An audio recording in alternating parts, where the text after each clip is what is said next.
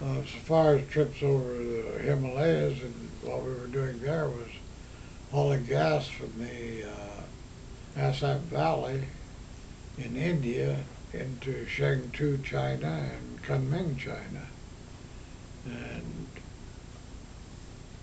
in going over, sometimes you would hit headways and you'd have to pick up gas in China to get back to Mishnah, Burma, because you had to refuel there to get back to your base. And when you got back there, they would stack you up anywhere from ground up to 22,500 feet. They'd have you stacked up in the clouds every 500 feet down at ground level. The clouds might be at 1,000, so you just hope that the air controllers were keeping track of everybody that was in there, because every now and then you'd see another plane at the same level you were.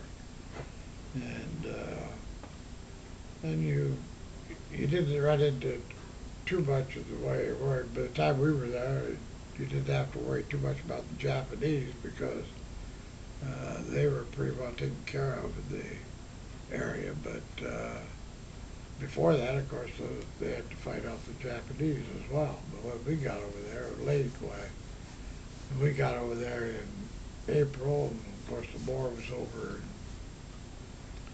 in the middle of summer, and we got home and closed the base up in November.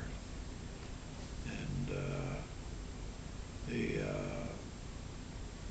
it was an entirely different life than it was in England, because living conditions were different, your quarters were different, and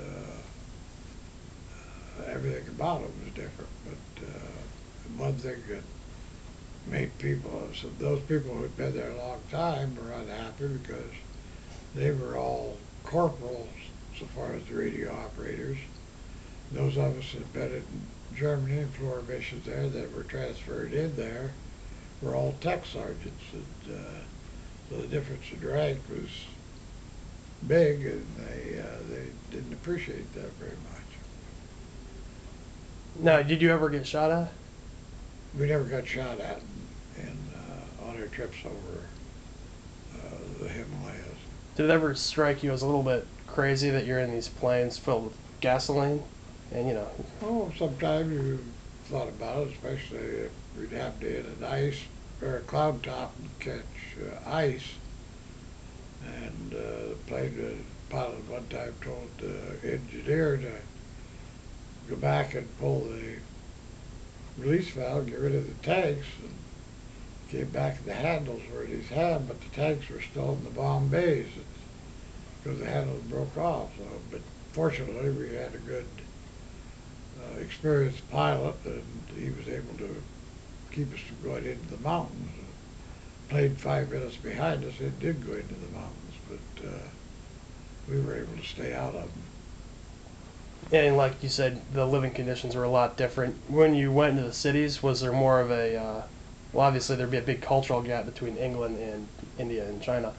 Was that, how big was that? Well, of course, it was big. You walk into the cities, cattle would be roaming around the streets, and you'd have all kinds of snake charmers and various people of this type on the streets trying to get you to, they would perform so that trying to get your money, get you to pay them something for doing this. And of course, the cattle, they were sacred, so they weren't kept out of the street. They were just allowed to roam.